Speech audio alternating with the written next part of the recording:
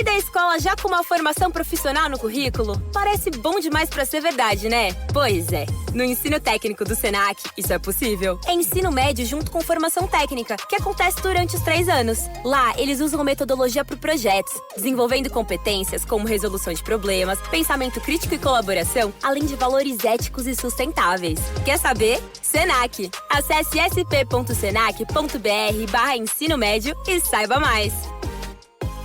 Welcome to Play It, a new podcast network featuring radio and TV personalities talking business, sports, tech, entertainment, and more. Play it at play.it.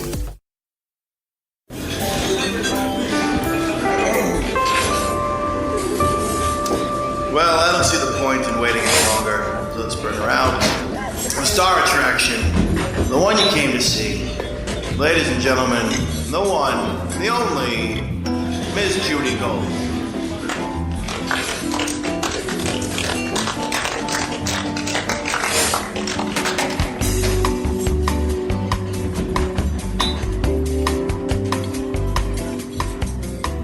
I think that trans and gay people are two separate. I mean, it's two separate things. Like, I identify as a straight guy. I happen to be born with a condition called transgender, where my sex doesn't match my gender. Blah, blah, blah, You know what I mean? blah, I used to think of it blah. as a physical defect, but now I'm like, oh, people are just born different. Yeah. But just like you don't need your boobs to know you're a woman. So our son has very severe ADHD and dyslexia. And so, I mean, there's this new book you should read called Neurotribes that basically says this kind of neurodiversity exists. It's not like there's and like biological diversity. Right. There are more intersexed people recorded cases in the world than there are Jews recorded in the world.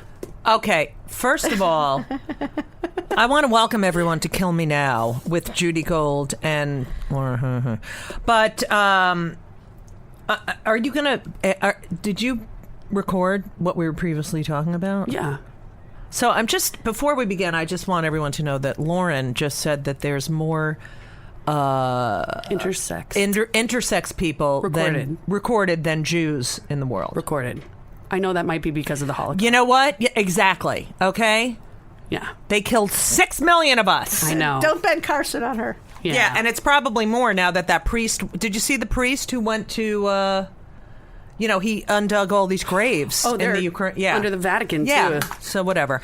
Anyway, welcome to Kill Me Now. My name's Judy Gold. My co-host Lana is here. I'm so excited. Guys, women, intersexed, whatever. The Robbie Kaplan is here. The Robbie Kaplan Esquire. The Robbie Kaplan who went in front of the Supreme Court and turned over that shitty DOMA, Defensive Marriage Act bullshit. Thank you. Thank you. Robbie Kaplan. Every time I see you, I just want to say thank you. I just want to say thank you, thank you, thank you, thank you, thank you. Do you get that a lot? You're very, very welcome, but thank you, too. Whatever. So, okay, so first of all, I have to say, I've known Robbie for a while, so full disclosure, and... the greatest person, and amazing sense of humor. Her book, Then Comes Marriage, which is out. When did it come out? Like a month ago, right? Beginning of this month. The beginning of this month.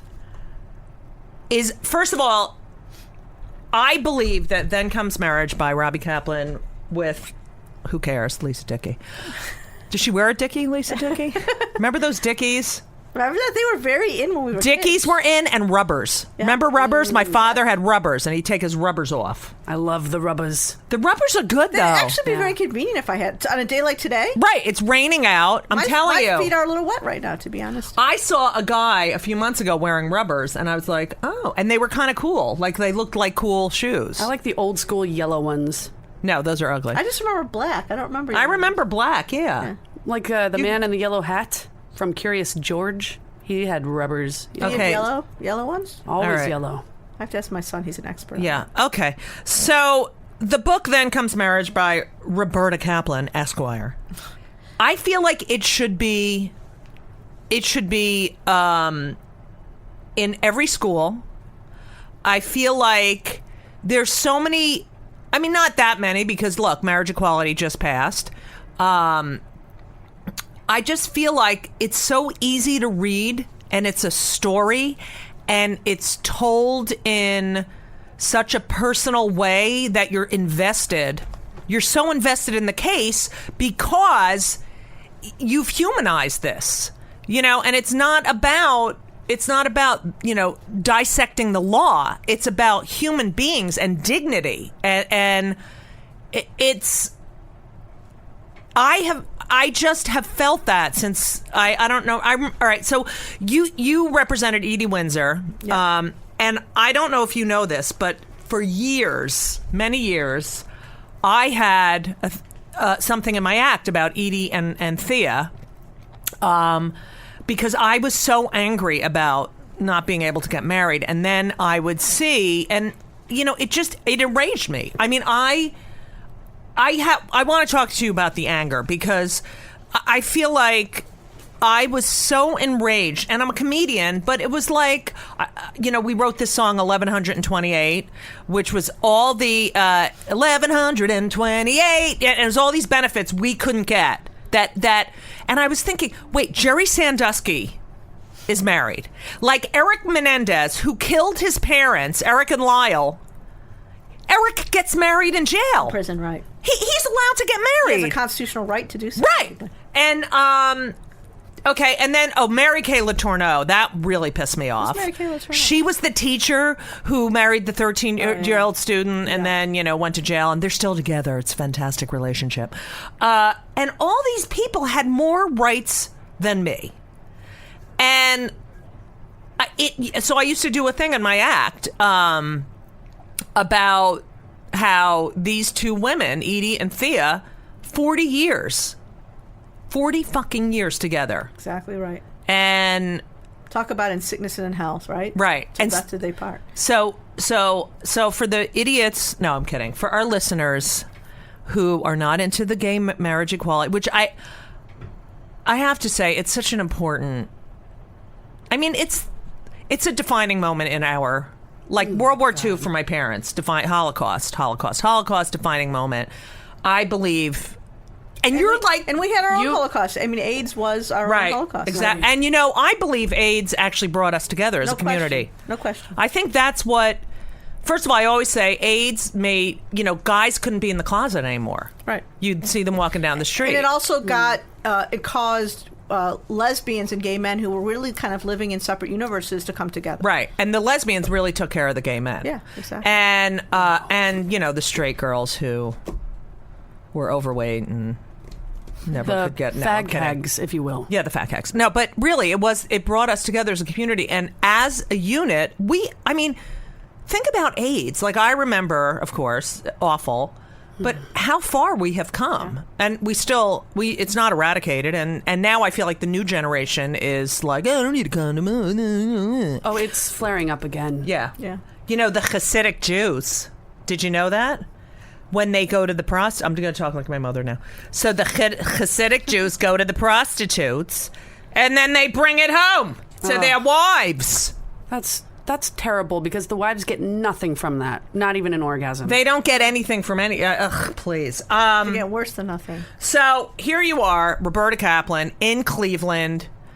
You have a brother, Peter. Not Jewish name, by the way. I know. I don't know. What is that? He was named after an uncle named Pinchas. Pinchas.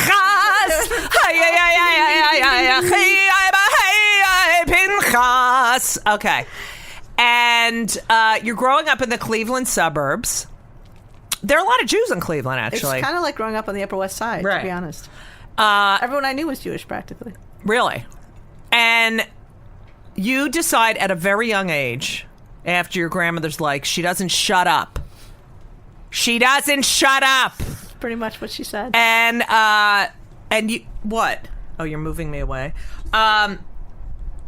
And I think, wait, what did your grandmother said something like? So my uncle was in the Peace Corps in India, right. And to get out of Vietnam, as people did back then. And so there's a series of letters that he saved that my grandmother wrote to him and my mom wrote to him. And she tells the story in one of the letters. At one point she says to me, I'm a little kid, and she says, Robbie, do you have to talk all the time? And I said, but Grandma, I love to talk. I just love talking. And you said, Still do. And when you were 12, you decided you were going to be a lawyer. Yeah, so I basically, I got the idea, which wasn't entirely wrong, that if you were a lawyer, you could get paid to talk. So to me, that sounded great. Well, you could have been a talk show host. I could have been a comedian, too. Well, I told you that my friend Damon, loves that Mack Weldon underwear. Wait, do you think it's weird if I get... No, I can get the kids' underwear and T-shirt. Well, do you think should I just get T-shirts from Mack Weldon for the kids? I think you should get them one of those underwear bundles that they have with like socks and underwear and other stuff in it like that. That's a good idea. Yeah, and then get them a couple T-shirts because I feel like they're at the age where their balls probably smell a lot. I don't want to hear about their balls. How many fucking times? Whatever. So I'm going to get them the Mack. I love that Mack Weldon stuff, by the way. So do I. I'm going to get some for myself and for my dad. Yeah, you should get some for your dad. Yeah, I'm going to. And I am considering wearing the male underwear to air out the area. I feel like I'll probably be getting that for you for Hanukkah. You can't say Hanukkah. Why not? Try it. Hanukkah. Whatever. My wife's name is Chemda. Wait, what's our discount code? Kill Me. With code KILLME, get 20% off. If you go to judygold.com/Mac, it'll take you to the website. MACK? Exactly. Mack Weldon, MACK. Well, I'm telling you, the stuff is amazing. Really is. You know, I don't brag about a lot of... And I have high standards. Like, I like good linens. My mother always never skimped on the linens or the pillows or the towels. Oh my God, you're such a Jap. No, I'm so serious. Oh, you are jewelry. Mack Weldon. Let me tell you. All right, MackWeldon.com. It's sewn with silver, Judy. How can you say? I know. That's true. But listen, and that's not true. I wear my things for a really long time. If you buy good and I can't find clothes, so shut the fuck up. No one makes my size. That's true, and I feel like you wouldn't let any sponsors on the show that you didn't like truly enjoy. Hello. I know. I can't pimp out. Otherwise, then I'd be rich. Right. judygold.com/Mac. 20% off with the code KILLME. You know why you couldn't be a comedian? Because, and then my mother said she would have been a comedian if she didn't have...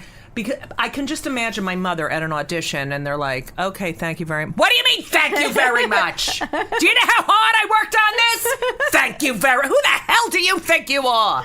So she would probably get a lot of work. That was one of many reasons why I couldn't be a comedian. Oh, it's just... it's a fantastic life for me. And so I'm living in Cleveland, and I want to talk, and my mom had a subscription to New York Magazine. Mm-hmm. And so I remember, and this was the early days of New York Magazine, was very cool. Yeah. Gail Green used to write the yeah. And I remember reading it and thinking, like, I got to move here. Like, this is where I want to be. And so I thought to myself, okay, here's how I'm going to do it. I'm going to go to an Ivy League school, and then I'm going to go to law school in New York. And the scary thing is that's exactly what I did. Petrifying, actually. You put it out there. What a nerd I was. So... Yeah. But look what you did. Well, nerds are the best. Nerds are the best. I mean, would you give it up to be like the captain of the cheerleading team during high school? Definitely not. See? Definitely. And that's what people don't understand. Like, these kids don't get, like, okay, they're popular now. This is the highlight of their life. My parents used to always say that to me when I was a kid. Really? And I remember thinking, like, yeah, right. Yeah. Oh, no, yeah. Totally. Like, right. They were right. And then you realize they were right. Were you bat mitzvahed? Of course. And you want to hear this? I don't think I've ever said this. My Torah portion was tzedek, tzedek tirdof, justice, justice, thou shalt pursue. No way. Isn't that crazy? Wow. That's given to you? Yeah, it's based on when the bar or bat mitzvah happens. Yeah, because you get to a certain part of the Torah. Oh, wow. Wait, so you should do that again. I should. You should learn it. I should. I've read out of the Torah since. I should. I know I have to do that. And you could do it at Jacob's Bar. You have to do it. I'm coming. Totally. I'll open for you. I'll do the passage before. Exactly. You'll have an aliyah. So your mother, who I met. Yep. First of all, after the book. Just to be clear, she met Judy by my mama after the book was written. Right. Probably made it even more intense. Right. So I did this gig in Ohio, a fundraiser, gay. And it was outdoor, and they were honoring Robbie. What an incredible house, right? Oh, my God. These gay guys are so fucking rich. Yeah, it was incredible. And they're just like, they know how to decorate. It's beautiful. I know. It's beyond. It's like the Pines versus Cherry Grove. What? Even more so. This no, house, it's I've beyond. Never, It's like an estate, real. I mean, they had a lake, and then there's like geese waking me up in the morning. I'm like, where the fuck am I? I thought I was in Cleveland. And they had me in a hotel, and I came because Robbie was there having dinner with Rachel and Jacob. And oh no, Jacob wasn't there. That He was with my parents. Yeah, and so they're having dinner. So I went and they're like, "Do you want to stay here?" I'm like, "Yeah, I want to fucking stay." And here. Rachel was so mad at me. I didn't want to stay there because for some crazy guilty thing, I was like, "We have to stay with my parents." I know. What is that? I don't know. And both my parents and Jacob said, "You're ruining our fun. Like, don't stay here." And there was some neurotic thing on my part. I'm like, can't be included. I know. That's the thing. My mother's gone, and you have to separate. It's so hard for a Jewish girl to separate from her Jewish mother. So anyway, speaking of your mother, so I was doing my set, and I don't think I went overboard. I was trying to be clean, and I could see the Fabissina Punum, the and I was my mom killing. was a lot like me, by the way. So Judy had no trouble. I know figuring it was. out I was like, she hates me. She hates me. And then she said I was a little dirty, right, to you? Yeah, But I was clever. clever, funny, but a little dirty. I would say, isn't that on your website? Exactly. I think her tombstone, maybe. Yeah. Clever, funny, but a little dirty. Yeah, that's true. With So a Jewish star. Nice. So I am. All right, there's so many things about the book that I'm intensely interested in.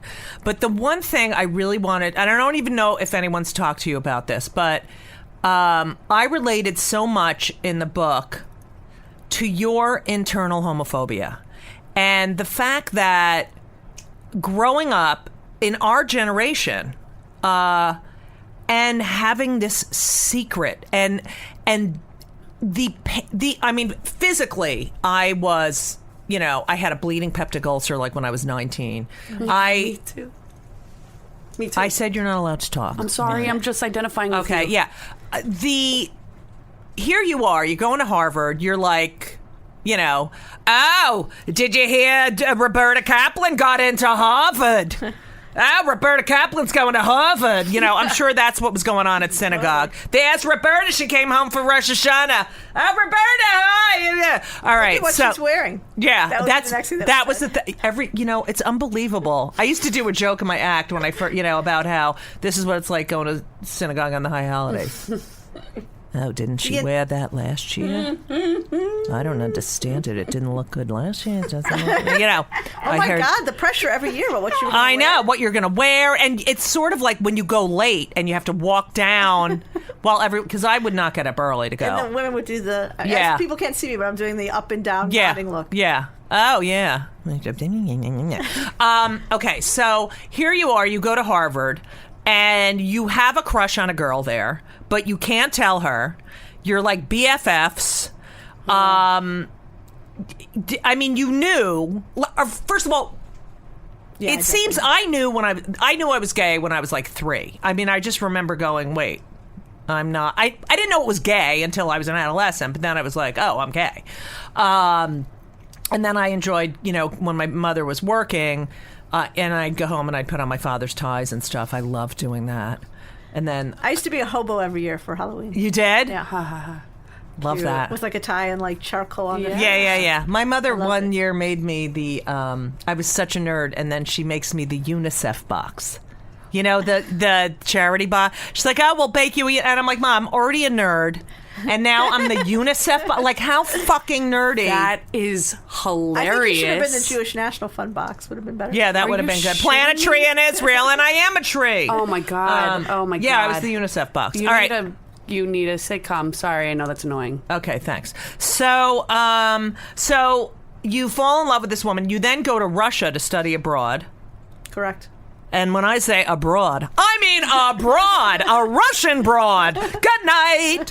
And you come back, and you're sort of kind of ready to tell this woman, guess what? And she tells you that she's in a relationship with a woman. Correct. Oh, fuck. I know, right? Fuck. And it's not my best moment. No, oh, but God. I can even remember for years. It was in D.C. And it was on the roof of a building. As far as I'm very Cleveland, the roof right of a building of D.C. And for years I couldn't, like every time I went back to DC, I'm like, oh, this is a terrible city for me. Right. Do you still I hate the DC? city. I've gotten better over the years. Well, since you did something I've done incredible better there, things now you have a new memory. Whoa. You got to get new memories. All right. So Scars still exist, though. What? Scars still exist. yeah, I have scar long time tissue I did. from my knee replacement, and it's not Yeah. good. All right. What's your favorite month? My favorite month, kind of like October. I like the way the leaves change. I like September. I like December because the holiday spirit and all that. But not November. I like November because it's right before the holidays. Is it because it's my birthday? Well, that's one of the Anyway, holidays. so you know what I'm buying myself for my birthday. You want a TV for your new space on your Right, wall. because I got rid of that white thing that in my huge living room. fucking bane of my existence. All right, so anyway, this month, I'm not kidding. I mean, I have the worst luck in the world. Mm-hmm. Okay. So I just read that when you purchase any Samsung 9 Series SUHD TV, 55 inches or above, you get a free 32-inch Samsung TV. Like a second, like they're giving you a 32-inch TV. Okay, so when you get the 9 series, the 55-inch one, Yeah. or whatever, which I think actually is like kind of perfect for your... I think 55 or 60 in here. Yeah. Um, Can I have the free one? I have 2 kids, Lauren. Yeah, but... Anyway, the offer ends December 5th, so I will decide. All you have to do is go to any place that sells Samsung SUHD TVs. Okay. And I'm telling you, I've looked at them. The color is amazing. It's the best way to 4K, and it's the best TV Samsung has. And Samsung is like they make the best TVs. If you could better do it now. That's all I'm saying. For 32-inch model, for the free 32-inch model and any additional restrictions and limitations, you have to see the participating realtors. Realtors. What the fuck is wrong with me? Okay. This offer is only good while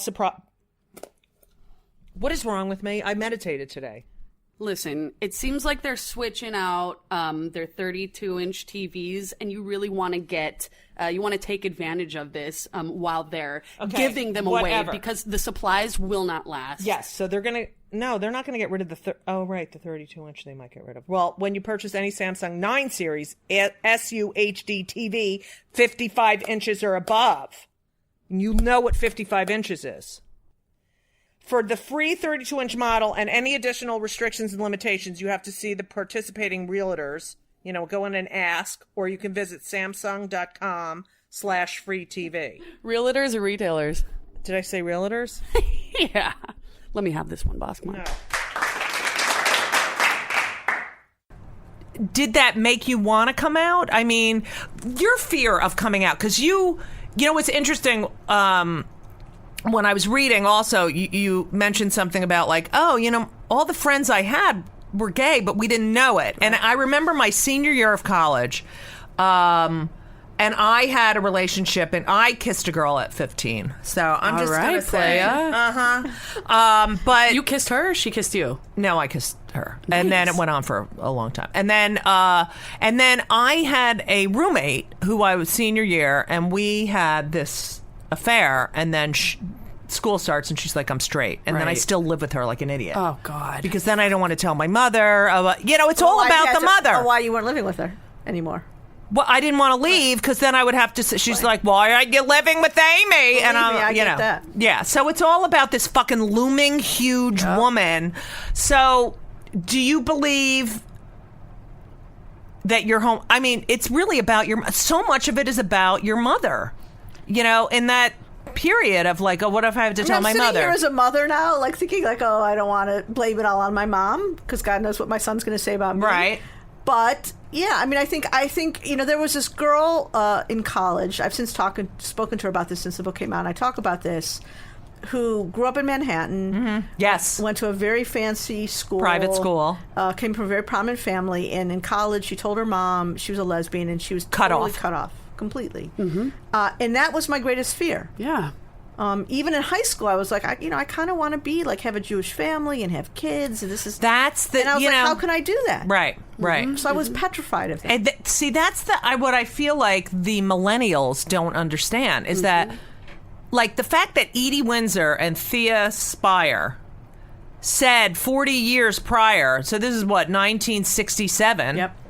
They say to each other, let's get married. Like that, it was even a thought in their head. Like, it wasn't even a thought. I didn't think it would ever happen in my life. Never. I thought I'd wind up with a dude, and I'd just find some femme dude that didn't want to have sex.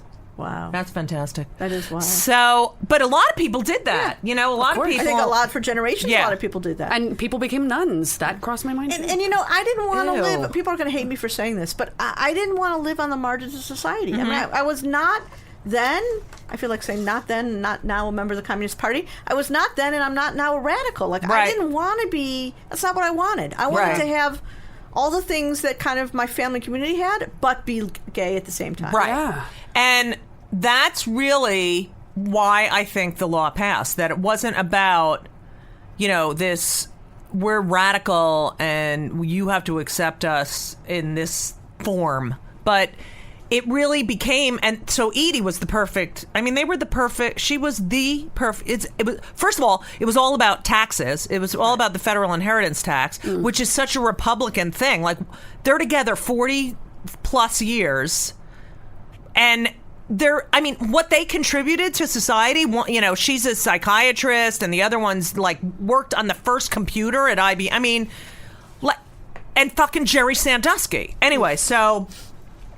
Okay, so that I have to know if the woman who was disowned by her parents, are they all fine? They're all fine. Okay, good. I literally just saw her recently, and I was so glad we spoke, because I said, you're anonymous in the book, but I just wanted you to know this is in here. Mm-hmm. And she was thrilled about it, and they're totally fine. Oh, good.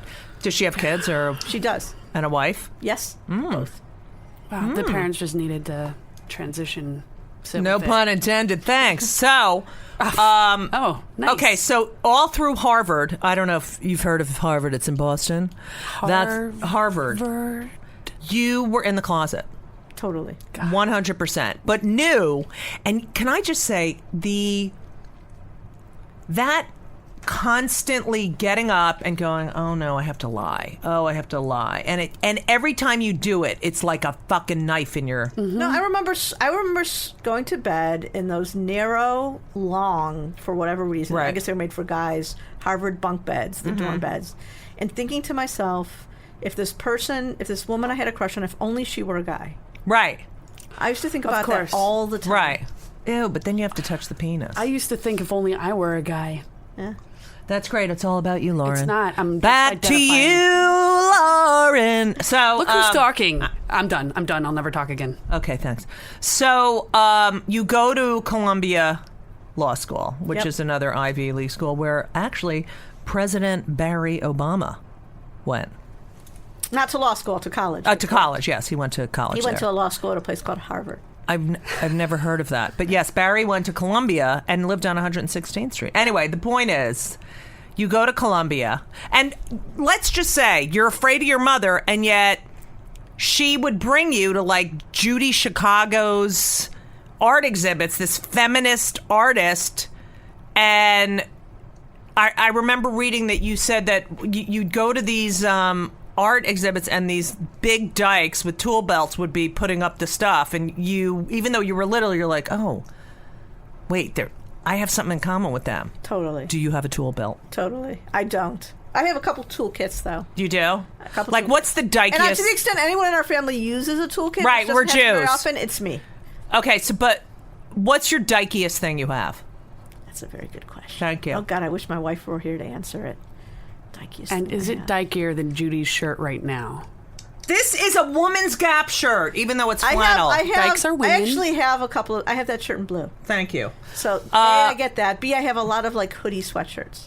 So that's your dykey thing, hoodie sweatshirts? I'm very into hoodie sweatshirts. That's so not dykey. That's so Midwest mom, soccer mom bullshit. Cute. Okay, so you're not dykey at all. All right, so then you go to Columbia, and you go to law school, and forward, you start working for Judy Kay, who has a wonderful first name, by the way. She does. Judith. Best. And even though didn't someone tell you not to go do that clerkship? Yeah. Because you'd already done a clerkship. I've never done a clerkship. And you're working and still even she was the first one to isn't she the first one to let a second parent adoption go through? I worked on that case.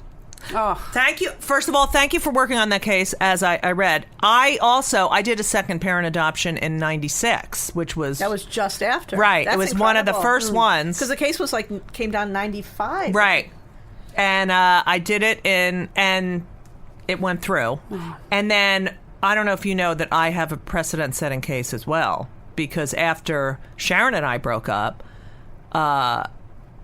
she hadn't adopted Ben, and Ben was 3, and we didn't live together, we weren't married, and she had no rights to him, and I just never wanted them separated. So that was a precedent-setting case. And they did it. They did it. Did they do a home study? Oh yeah, Wow. yeah, home studies. Actually, many, because it took. Sharon was like, "Oh, I have to do the paperwork." I used to do all the paperwork in the family, whatever. So, That was the equivalent of the tool belt. yeah, I have dykey moments, don't I? oh yeah. I like to fix shit. I love to fix electronics. Yeah. Are you serious? Oh my God, That's love so it. impressive. I love setting up speaker systems and sounds. Really? Yeah, and I have some stuff for you. I'll do it. I love that shit, and I'm I love. inviting you both over to my house to just. I can't do anything. I know what you've been. Oh, I love that shit, and I love. I can organize your files. All right. Oh, will you do that? I'm good at that. All right. So, okay, so you're working for Judy Kay, who's working on this New York. It was the New York, or no? You worked on the adoption, Yeah. the second parent adoption thing. Now, so a second parent adoption is. And I was totally closeted at the time. It's I know. crazy. Still closeted. Wow. I know. Semi-closeted. Like, who did you tell? See, this is how it goes, young kids. You tell a couple of people. Right. And it's funny, when I was in college, I found out my junior, senior year, everyone I was hanging out with was gay. Even in Yeah. the frat. I was like, oh my God, we're all gay. Yeah.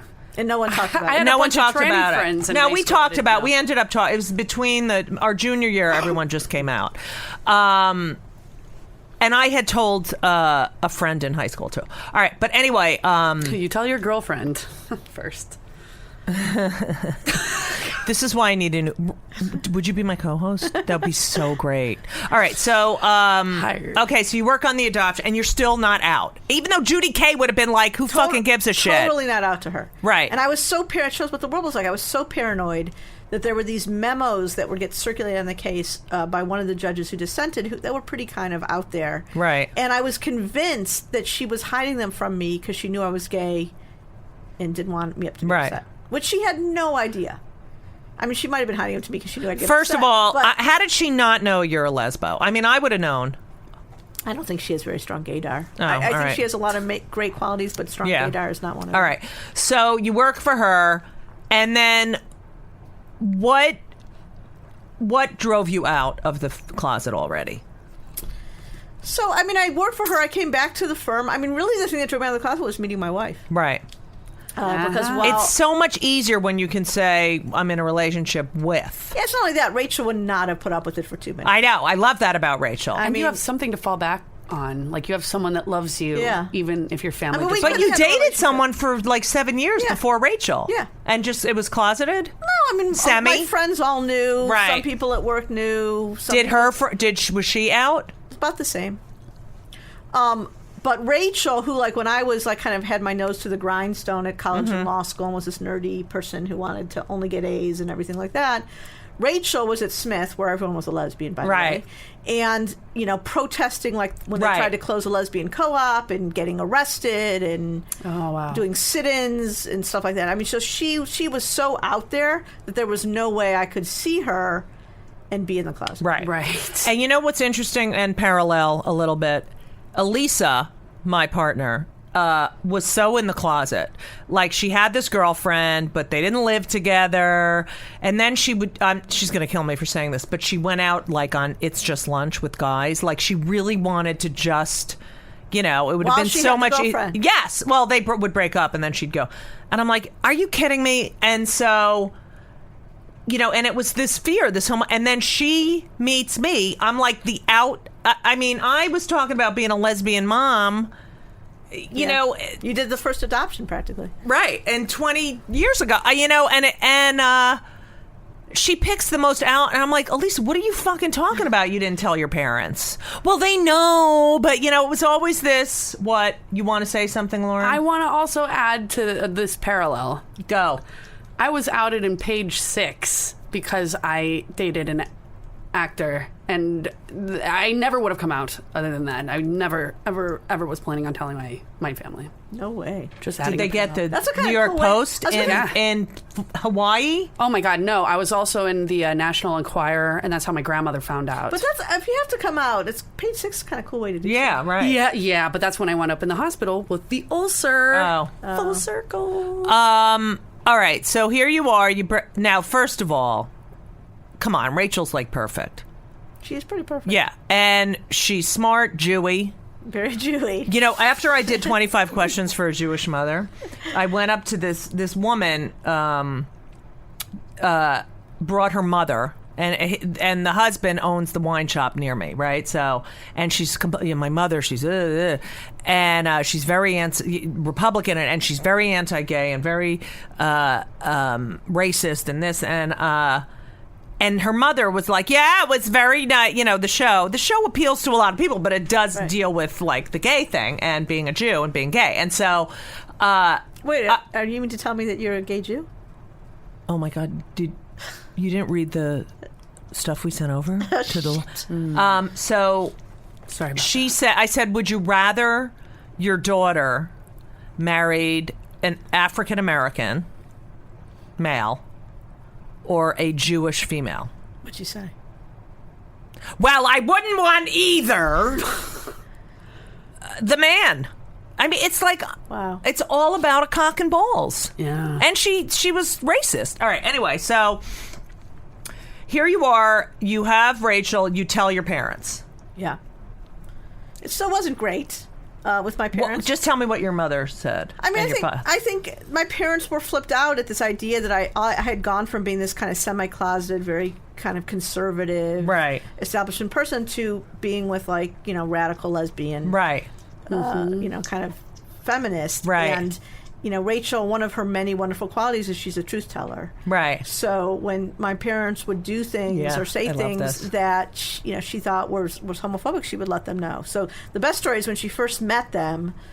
There was a person I had known in law school who had been a good friend of mine, and when I broke up with my first girlfriend, we'd been together for 8 years. I was telling her about it, and she didn't seem to want to talk about it at all. She's totally ignoring me. Right. She kept talking about, I think it was some handkerchiefs, lace Right. handkerchiefs that her mom had bought.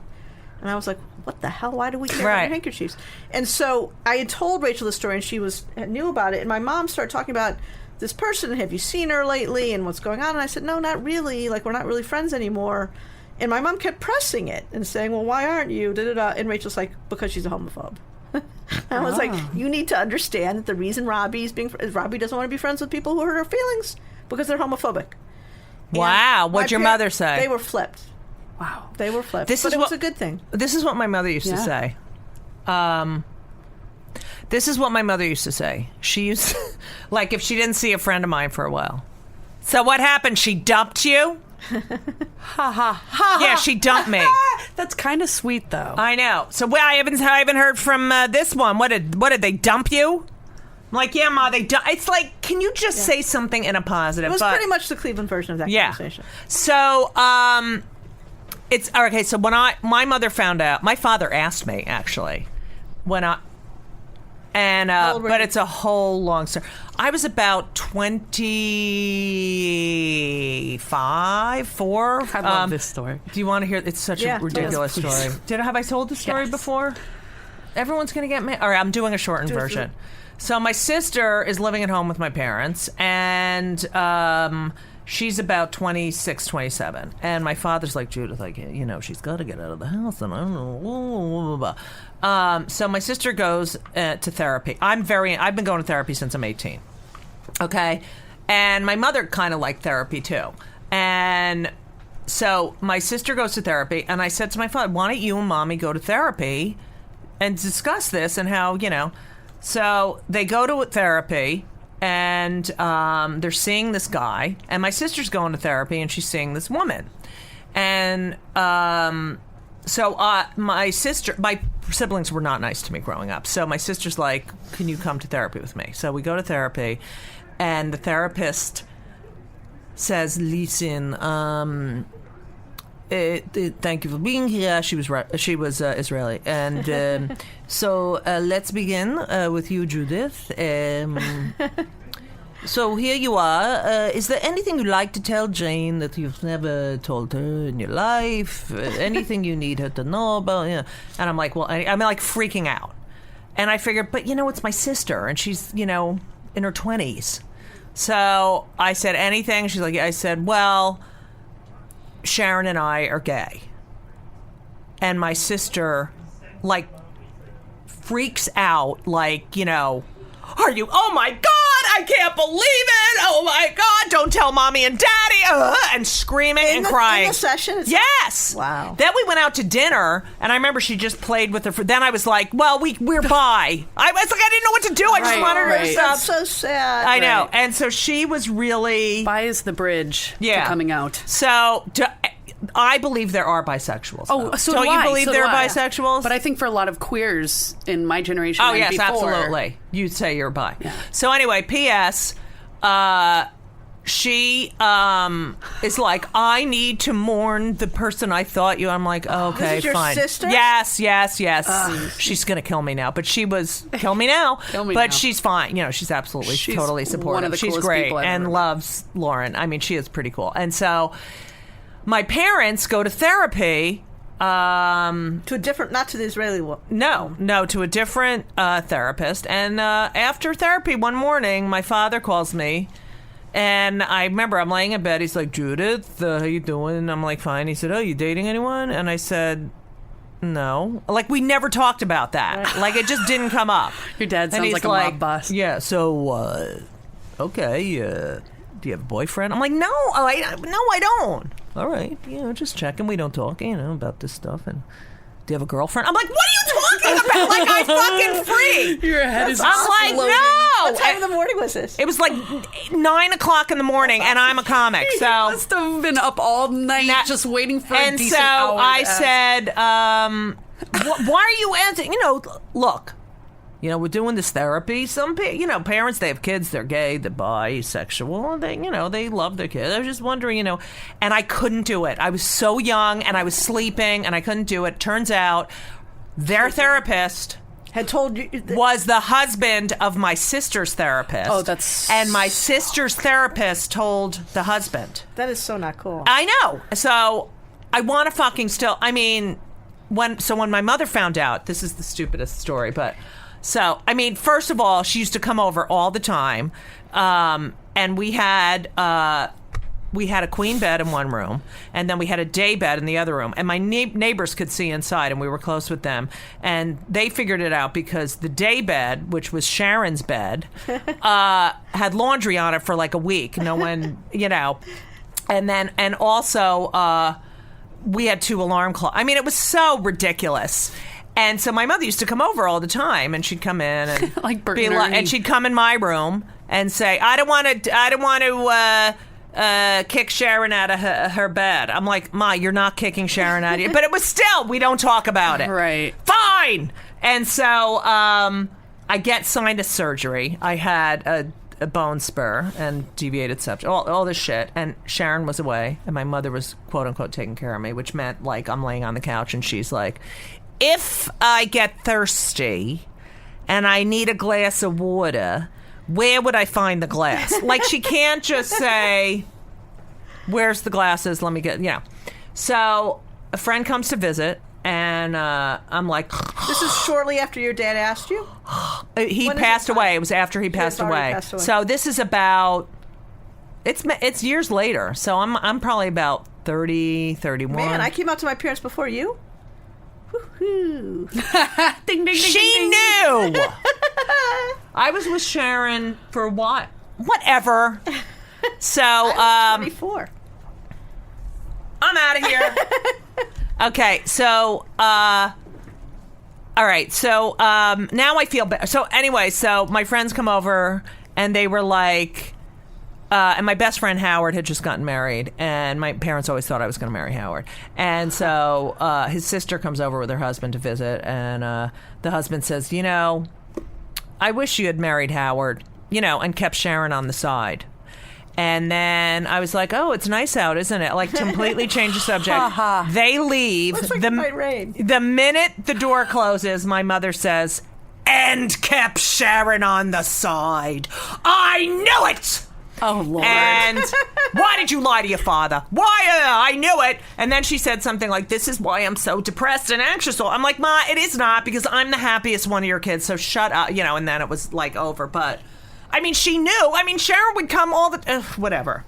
Okay, back to you. So awesome. I don't know why I told that story, but... Because it's a great story. And where was the daybed? Like in a living room? No, there were 2 bedrooms. So we had a bedroom with just a daybed.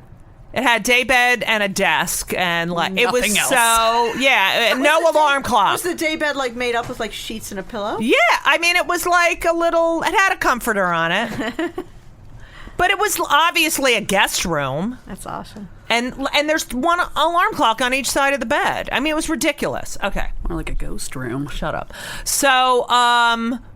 So here you are out, and I really the internal homophobia. I don't think kids these days experience that, Thank and God. I still Some kids do. I mean, right. Well, yeah. if they're Yeah. but it's do you still feel that? I mean, there are times where I'm like with people, and I mean, I will always come out. I always come out, but I think. I don't know what that feeling. Do you know what I'm talking Totally, about? that's No fear. one else has to come out. No one else has to be like, oh, I like... But by the way, I like to fuck women, you know? Or it's just such a weird, unnatural thing that we have to do. Well, we know you. I mean, Because you can pass, unlike other minority groups. Right. Like, African Americans don't have that choice. People know you're a woman. Right. But they don't necessarily know you're gay or lesbian unless Right. you tell them. Right. well, there Well, are for some some of people us, you right. can, you know. I mean, as and long as I'm that's not wearing my tool belt, they don't. You're right. Yeah, but I remember years ago, Margaret Smith, a great comic, and we worked together, and all these dykes came to the show, and they were so dykey, and I'm like, why are they so... And she said, you know what, Judy, they're doing you a favor, because they walk down the street being exactly who they are, you know, and not ashamed to be gay in public. So, and I was like, oh yeah, you're right. And I realized that I had this, and why do they you know, when people are like, why do they have to look like that? Why do they have to talk like that? It's like, fuck you. Why do you have to talk like that? But tell me a few of those, like, because you're kind of similar. I mean, I'm like, you know, I'm kind of a public lesbian at this point, Right. I'm queen, legal lesbian. Right. And so, in a way that I don't think I appreciated, there's something that was liberating about that. Right. Because I don't have to think about it anymore. 'Cause Right. There are very few people, certainly in the law, who don't know who I am and don't know I'm a lesbian. Certainly Right. the justices all do. how does no one know? All right, whatever. That's but you have to come out in the cab, like when someone says, "Oh, Yeah, I he's know. cute." What does his father Rachel look? always Yeah. does all every single time. I say every time. I say you have to do it every time. They're like, oh.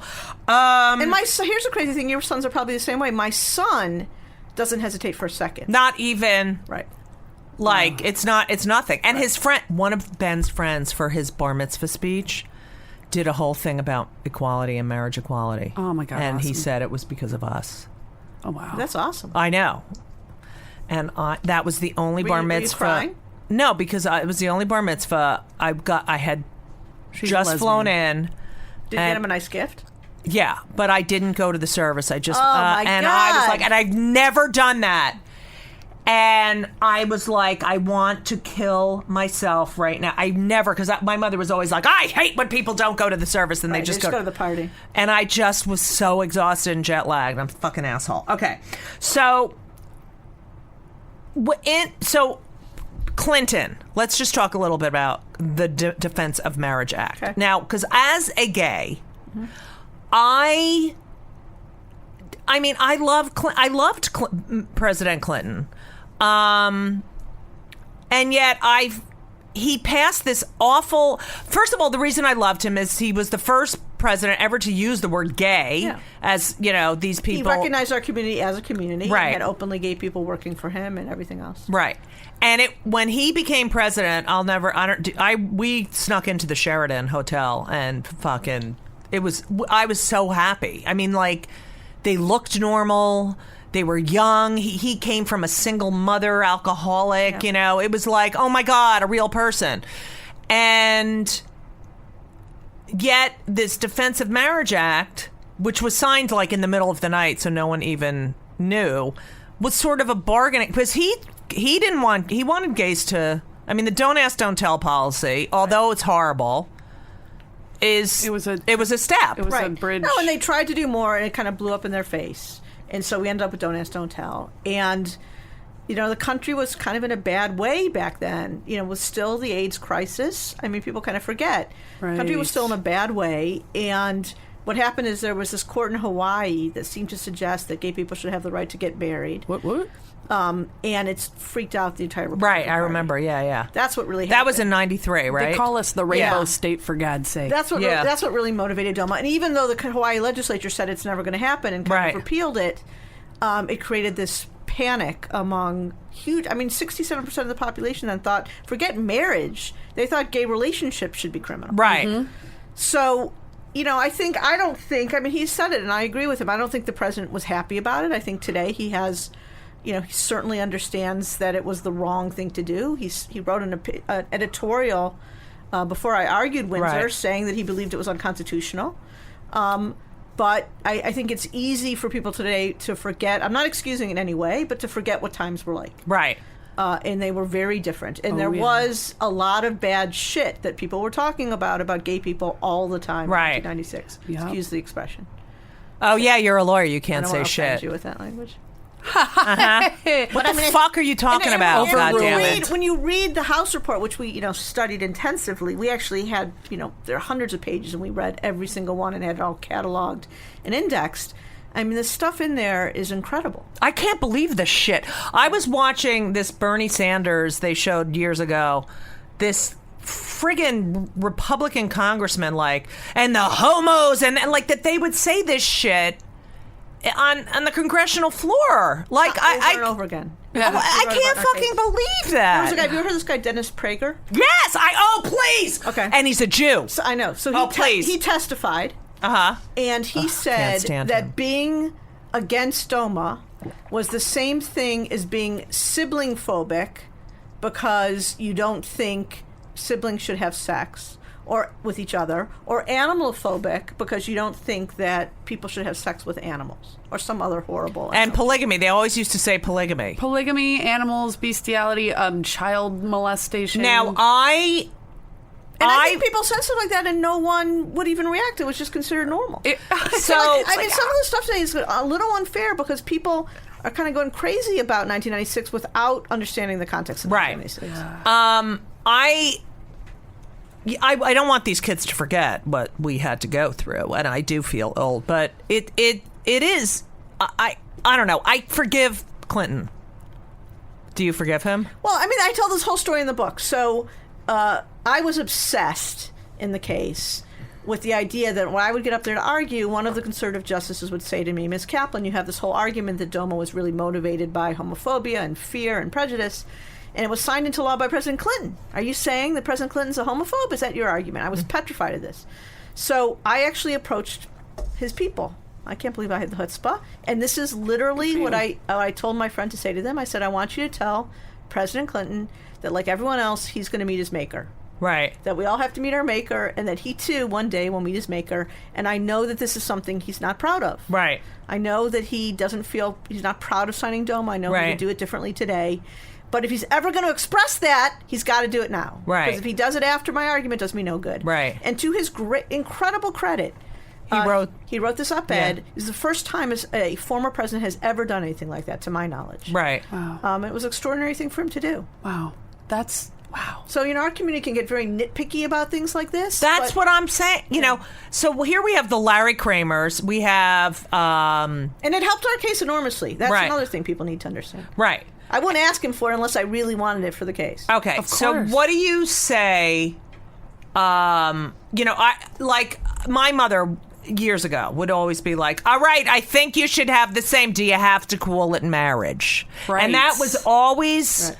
And I'm like, yes, that's what it is. If you call it something, because civil unions was like dehumanizing. right. It's Well, a civil it was separate but unequal. right. It wasn't even equal. No. Well, don't you think that the government should have nothing to do?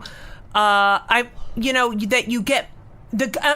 sorry, that the church, that the religious part of it, it has nothing to do Correct. with what marriage is. Correct. Period. In our society today, marriage is much more than a religious sacrament between two people, which it is for a lot of religions. Right. It is the way our society legally recognizes the relationship between two people who are in a intimate relationship with Right. each other. You could call it something else. You'd have to find, I think you never find political support to do Right. so. But that is how we recognize it. And so in order for gay people to be equal, I'm not saying anyone has to get married. Marriage is hard. I've been married 10 years now. Oh, it's a lot of I compromise. love my wife, but it's hard. Right. But in order to fully be equal, gay people had to be the ability to choose to get married or not. Right. And once we had that choice, we were equal under the law. What do you say to 1128. 1128? What do you say to these people who, I mean, there are radical homosexuals who are like, I liked being not part of the society and not having to conform and I say, fine, you don't have to. Go and, Go be have my guest. Go right. in good health. Get But good why health. is it, and we were talking earlier about this, people who are addicted to being angry. Yeah. It's also a community I think they felt they were a part of. Like, there are a lot of deaf people who are against getting hearing aids or having their hearing fixed because they have this whole thing, this whole community. I had to say it. Sorry, everyone. No, I mean, it's the same thing. Look, we could only be was funny. equal if we were treated equally in marriage. It doesn't mean that we all have to get married. Now- now we have the right to get divorced. So. Right. Yeah. So here we are. I remember when Sharon had Henry, and I remember she had to have an emergency C, just like Rachel. And I remember going in, and this is 96. And So the year Domo was passed. right. And I go in, and, there are not a lot of lesbo couples Right. having Jacob kids. was born 10 years later. Right. Exactly. I go in, this woman, Alice Feely, who's a nurse, recognizes me. She had seen me perform in Provincetown. She said, here, I'm giving you this wristband so that no one, will bother you. And it was awkward. I mean, when I was there when she was giving birth, and I remember the doctor, when they said who I was like, oh, all right. And then when the baby came, it was like this millisecond of, wait, who do I hand the baby to? And then they finally gave it to me. I mean, thank God for Alice Feely. And but there were, who are you? Wait, what's the relation? And even until a few years ago, when, first of all, when Ben was born, we got to Lenox Hill, and it was midnight, and I said, does Alice Feely still work here? And they said, yes, she's coming in at blank, and she delivered him too, Ben Wow. too. I love Oh, Alice wow. Feely. And so, but even a few years ago, I wrote this piece for Huffington Post that I didn't get paid for. That was about when Ben was getting his tonsils out, and the nurse said, well, so who's the real mother? And I said, we both are. Are you asking who the biological mother is? That would be me. And let me tell you, don't ever ask anyone that question again, especially in front of a child. And I was so glad Ben had heard. And we had been crossing out. Anyway, this whole thing to the point where they hardly let, I mean, this is 2-3 years ago. They hardly let Sharon in to. That's incredible. And I tweeted about it, and I wrote about it, and the head of Columbia Presbyterian called me, and he apologized, the president, and they've changed all their policies, and this article I wrote was sent around to all these doctors. But similar situation. Yeah, so Jacob was born 10 years exactly after Henry. And they didn't have any trouble. I had a bracelet right away. Our doctor We had a woman obstetrician, and she made it very clear in all the records and stuff that we were to be treated the same. And I really had no issue. I was in the room, again, no problem. They gave Jacob to me when they managed to. But Jacob was the only baby that the doctor said that fought her. It was actually like this. I love he that. Didn't want to come out. She's like, I've never had this happen before. Oh my gosh. So when she finally got him out, she handed him directly to me, and that was all totally fine. He was in the NICU because he had jaundice, and I used to go visit him. Oh yeah. Bet on that. Yeah. But then the day came when we could all going home, and I went to the NICU to get him, and they wouldn't give him to me. And I said, really? And Rachel was still kind of sore from the C-section. I said, are you really going to make her get up out of her bed and come and get him? And they just insisted. Rachel, of course, true to her nature, wanted to, have a federal case about it. And I said, let's just go home. Like, we've been here too long. I just want to get, I had spent hours trying to get the I can't imagine you saying, all right, we'll deal with it. But I know you wrote that you thought they would maybe keep him an extra day because of the jaundice. Yeah, we just want to get out of there. And I was like, I'd spent all this time. Did you write afterwards or say anything afterwards? We told our doctor. And? I don't know what she did. They don't do shit. Yeah, I don't know. She's a great person. I don't know what she did. Here's the thing. If you could put into words to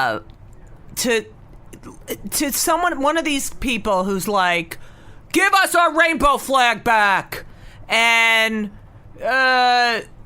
it's fine, I don't know why you have to talk about, like those people who are like, I'm a libertarian, why do we have to change the law? What would you say? What do you say to them? This case, equality of gay people isn't about changing any law. It's not about changing anything. It's about recognizing a principle that the founders recognized when they wrote the Constitution, which is that everyone is entitled to equal protection of the law. What about if a guy wants to marry, his niece? That's not the same thing, respectfully. Why? It's two people. There are all kinds of reasons that people shouldn't be able to marry their nieces or their children, or even in many states, their first cousins. What if I want to marry two people? You can always have the right to marry the one person you love. You have the right to have affairs with more than one person, but in our system, you can only marry one. Really? Well, a child needs one mother and one father. Actually, the best answer is there. The studies actually show... I know, I love this. ...that the best parents, statistically, for kids are two moms. I know. There's 0% abuse. I feel like every time I say this, I'm going to jinx myself, though. I don't even... I know, there's going to be some. But another study just came out. Yeah. The kids are more social. But it's also, I tell people, our kids aren't mistakes. It's not like we got drunk one night and started dialing up the sperm bank. Procreate. Yeah. You can't do that. Yeah.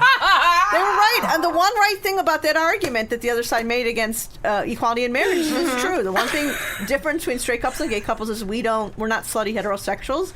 We don't get pregnant by mistake. Yeah, we're slutty queers. I have a question that I'm really interested in your answer about this. Now, there have been people who have outed other people. Mike Signorelli. I was going to say, but I didn't, but outed Pete Williams. Page 6. First of all, look, we all knew Robin Roberts was a lesbo way before she came. There's so many people we knew were gay before they came out. Charles Nelson Riley was the gayest person but anyway, we all knew. Liberace. Liberace. And I find it infuriating, too, that they come out after they have become hugely successful. Right. When it's safe for them. Right. I resent that because I didn't do that. Right. And what are your feelings about it? And then they get honored, and then this one's the honoree. Well, it's like Caitlyn Jenner. So brave. I'm getting to Caitlyn. Oh, sorry. Look, I've never outed anyone in my life. It's not what I do. And it's just not part of practicing not how you law. roll. It's not how I roll. But I certainly understand. I don't think people should just be outed to be outed. Mm-hmm. I do understand. I'm not saying I agree with it, but I certainly understand the arguments that when someone is doing something, a politician in particular, taking positions that are, anti-gay, that I can understand why there's a motivation on the part of people to try to out them. Again, I'm not necessarily condoning it, but I certainly understand the motivation. So, We hear ya. I've always Like if you're a wanted. closeted gay person, you probably shouldn't go out on a limb to be homophobic Right. publicly. That's the advice I would give someone. who's Okay, closeted gay. so Yeah, it's kind of a giveaway. I have two very important questions.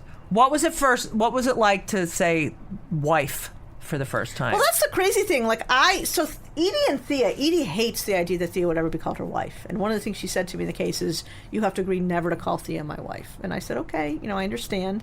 They had a very kind of butch femme relationship, and she said it would offend Thea, so we always called Thea her spouse. With Rachel and me, with totally different generation, totally different world, crazy enough, we kind of find it liberating. Because when we first got married to people, I said this the other night with Gloria Steinem, and I think she was a little shocked, but when we first got married, you'd say, this is my spouse, and it was so kind of denuded. I know. Of Partner is like you own a Starbucks Right. together. And Lover, forget it. When people are like, this is my lover. I hated that. And then That's what they did in my you can college. imagine them having anal. That's all you think about. And I wonder if Thea's a little transy. Thea's dead. Yeah. Yeah, I know, but still No. exists. No, I don't Yeah. think so. No. Just But there more was masculine. something so radical. There's actually something more radical, but when two women and I say, here's my wife, Rachel. And I wouldn't say it if she minded Right. it, but she actually likes it. You feel protected. I love saying it. My wife. Okay, so that was one thing. The other thing, But it was funny because the other night I think Gloria, it's a different generation again. She was like, whoa. But Right. but she got it. right. You're in front of the Supreme Court. of the- Language changes meaning over time. Yes, absolutely. You're in front of the Supreme Court of the United States of America. Yeah. I was. You're Roberta I'm Kaplan not from right now, to Cleveland, be fair. Ohio. Yeah. Okay. And there's a big Jewish woman looming in your head named Ruth your Bader mother. Ginsburg or my mother. your mother. I was like, which one are you talking about? Your mother. Yep. Mommy. This is, you're fucking, were you nervous? Beyond the beyond. Okay. You're standing there. All right. I have so many questions. So when did you know, okay, this is going really well? Well, so first off, I got up there, and it's very super, as you can imagine, super Right. kind of formal and Right. traditional at the Supreme Court, and they have this huge, red velvet curtain, and the curtain opens, and then the justices come out, and they sit down. It's very What did cool, you wear? actually. Oh, my God, I spent so much time worrying about what I wore. What? So I got a...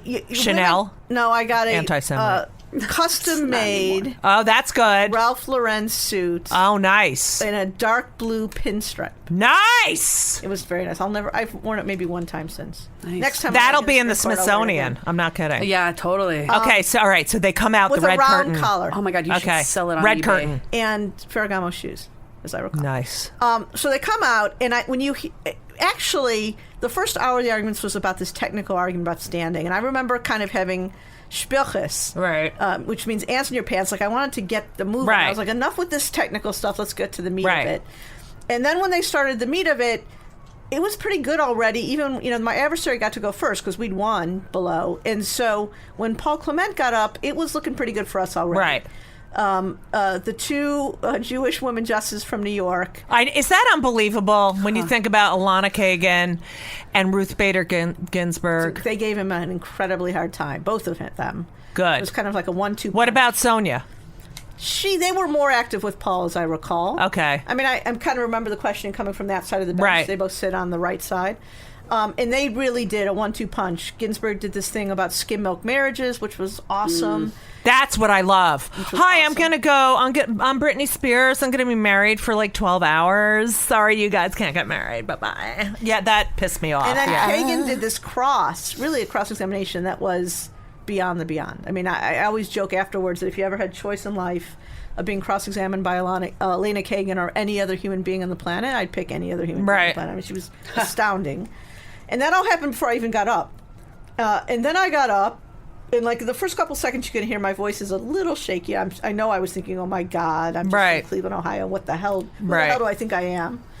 But after a while, pretty quickly, actually, you get into it. You kind of go into. I'm sure you do this, when you're right. in comedy, you kind of go into the zone, and you're just like, I do that. This is what I do. And you have some tough questions. I've had tough questions before. You're a little irritated with me. I've had some judges irritated with me before. Right. I'm from New York City, after all. Yeah. So it was pretty clear, even before I got up, that things were going well. And then, my argument kind of clinched it. Right. In the sense that I really, the thing I'd been given advice about was to pay very close attention, in particular to Ginsburg and Kagan, because if they asked me anything, that would be an indication that I maybe needed help and I should follow their lead, right, and kind of agree with anything they said. They didn't ask me a single question. So most of the questions I got were from the Chief Justice, with a little bit sprinkled in by Alito and Scalia, but mostly the Chief Justice. And he's right in front of you because he's the chief. And I remember, like it was yesterday, I kept looking to my right, which is where Ginsburg and Kagan sit. Right. And every time I looked that way, I could have been completely hallucinating. I don't know. But every time I looked that way, at least in my head, they were smiling. Right. And so I remember thinking to myself, like, Kaplan, like, you haven't screwed this up yet. Right. Kagan's still smiling. Right. It's going okay. And again, for all I know, they weren't smiling, but for me, it was incredibly comforting. You felt like their support. You could feel their smile. So, Alito, like, what the fuck? He's like in his 50s. Like, what the fuck is wrong with you?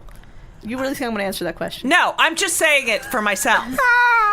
He's from New Jersey. He's an associate justice of the Supreme Court. I understand, okay? And he, I respect him a lot, but come on! Kill me now. Scalia, I can't even. That, I can't. Scalia did us a huge favor.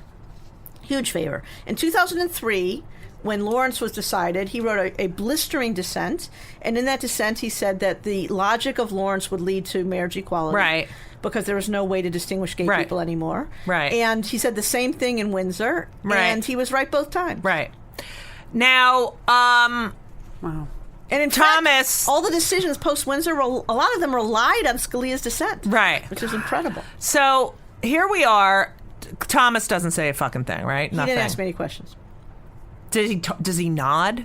I only paid attention to the judges who were talking, so I don't even know. All right. So I read that, like, Alana Kagan and Scalia are friends and they go golfing or something. I think they're all hunting, actually. Hunting, yeah. They're all friends, I think.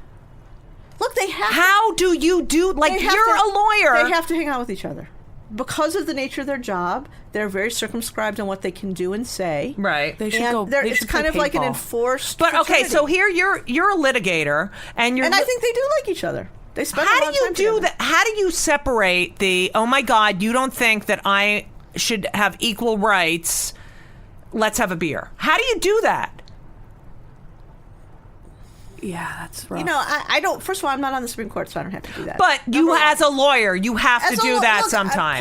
Paul Clement, who was my adversary, is the preeminent Supreme Court litigator of our generation. He could not have been more of a gentleman in the case. He could not have been more of a professional. He could not have been, complimented me after every argument. I would sit down any day. I would sit down and have a beer with Paul Clement. Would it be in the back of your head, he doesn't believe that my family is Well, equal? I remember thinking during the case that there were arguments that he wouldn't make. I mean, there were a lot of crazy-ass arguments made by people on the other side, and that Paul quite deliberately would not make them. And he made the arguments that he thought were within the realm of legitimacy that ended up being pretty weak arguments, and I respected him for that. I mean, that's kind of what we do as lawyers. Right. So...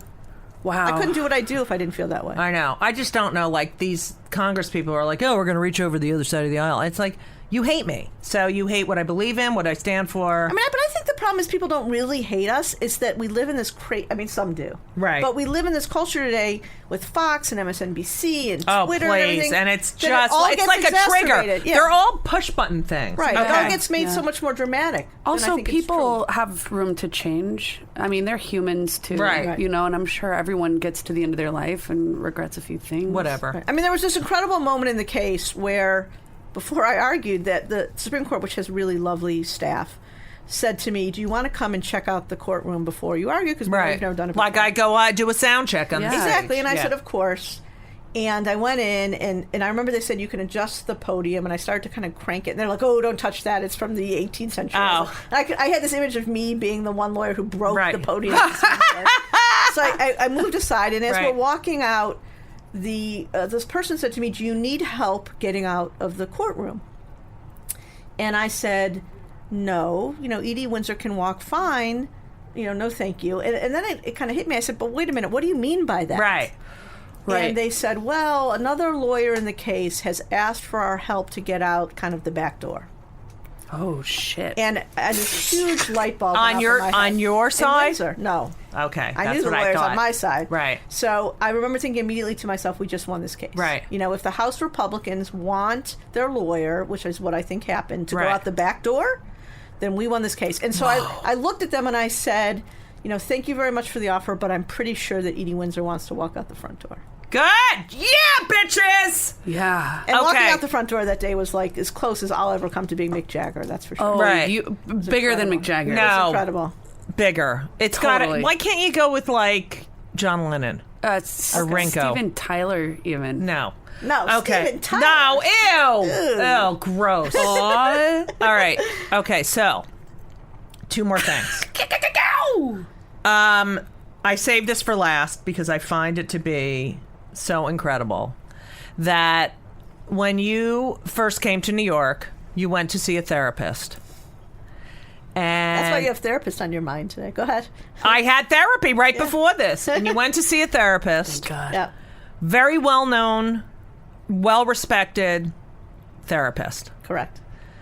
who worked out of her apartment. Correct. When you met Edie Windsor for the first time, you went to her apartment to meet her. Mm-hmm. And it was the same apartment as your therapist. No. That is correct. Via Spire. That is correct. Oh my Isn't that God. incredible? And you only My did head 1 just session or 2 exploded. sessions? I was yeah. moving to Boston. So the story is... Is that unbelievable? I just got to brag about I don't this. So even the know what I story just is- heard. Right. Is I came out, I understand you were in your 30s. I was actually 24. I was not in my Just for the 30s. record. Everyone knew I was out on stage. Oh, Just come for the on. record. And I was in my third year of law school. I was 19. But I didn't whatever. act on it till my third year of law school because I was... Yeah, I acted on before, so I have. beat me on that. Yeah. So, at the bitter end of law school, and my parents were coming to visit, and just my bad luck, it was Gay Pride weekend. And so I was- All my cousins got married on Gay Pride. I was so fucking. I was pissed. living in like a studio apartment on Right. the Upper West Side, and my parents kind of had to wend their way through the parade to get to my apartment. And by the time they got to my apartment, they were in like a high state. And I remember them saying, my college roommate was Ruth Messinger's daughter. She was on Manhattan Borough President. Yeah, I remember So her. I remember my mom saying, I can't believe Ruth Messinger's leading the parade. What's she proud about? What are all those people proud of? Enough with the rainbow. It was kind of a mini version Right. of your mom. Enough with the rainbow flags. No, yeah. And I basically said, "Stop, stop, Mom." And she continued, as mothers often do. And I said, "Stop again." And then she finally said, "Okay, why are you so insistent on this?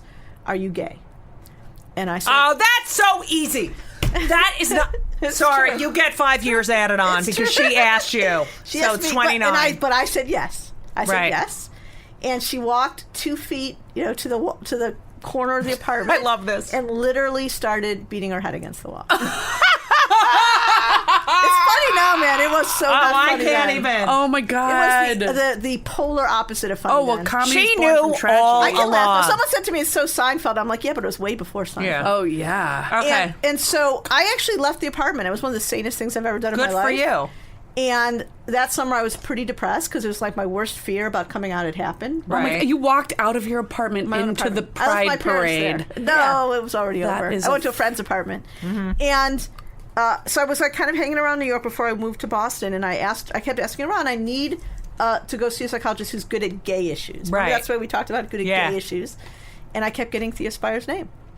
So Edie and I have since talked about this because Edie had once said to me she didn't think Thea had a lot of gay patients, and I said, pretty much every lesbian I know Right. in New York City saw her as a patient. So Thea probably never said, I've got some hot lesbians coming over for group therapy. So I went to see her. She was incredible. She was already paralyzed, which is why I had to go to her apartment.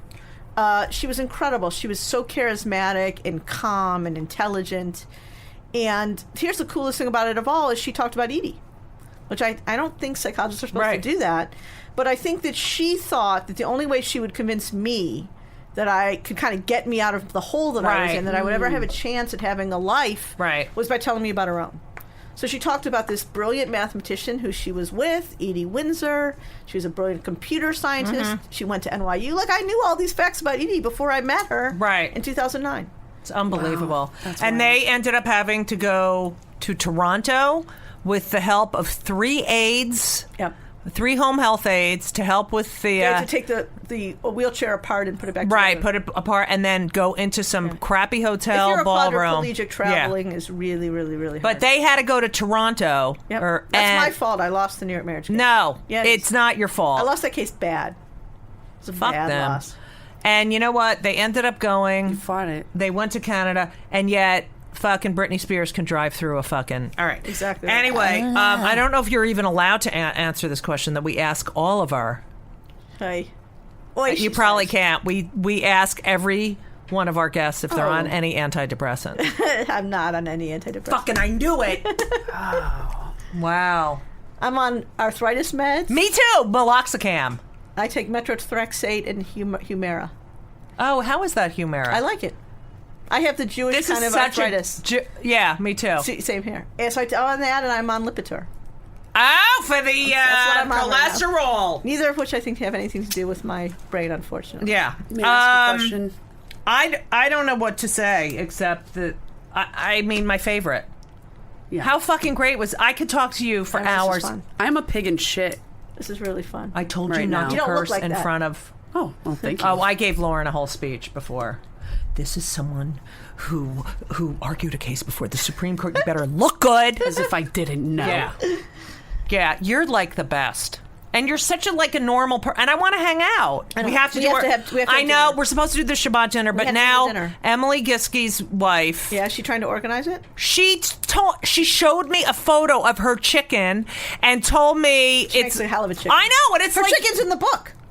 I know. I had a really made tough the mood book. court. And one of I the times know. I was practicing, and I was in D.C., and I was taking the train home, and I called her. I knew we were having Shabbat dinner, so I called her up, and I said, "What's for dinner?" She said, "I'm making my chickens." It made the whole train ride home. I thought about the chickens. So now I feel like we were going to do this chicken competition, but Well, let's compete about something else. What are you, All chicken? right. We already competed about when we came out to our parents. Right. We can find something else. all right. Challah. We can do a challah competition. Do you know how much I love challah? We'll do a challah competition. All right. Ooh. Challah competition. You should make yours I often rainbow. burn my challah, so you have a chance. Oh, good. All right. Okay. We're in. Okay, deal. I'll be the judge. Oh, wait. What? What's the other question we did? What pisses you off the most in life? When people don't, when our country or other people or certain Republican presidential candidates don't respect the dignity, the common dignity and humanity of everyone. I think that's what drives almost everything I do. I agree. And the fact that they could yell, "You lie," to Barack Obama, and yet George Bush put us in this horrible bullshit war and killed so many of our young men. Yeah.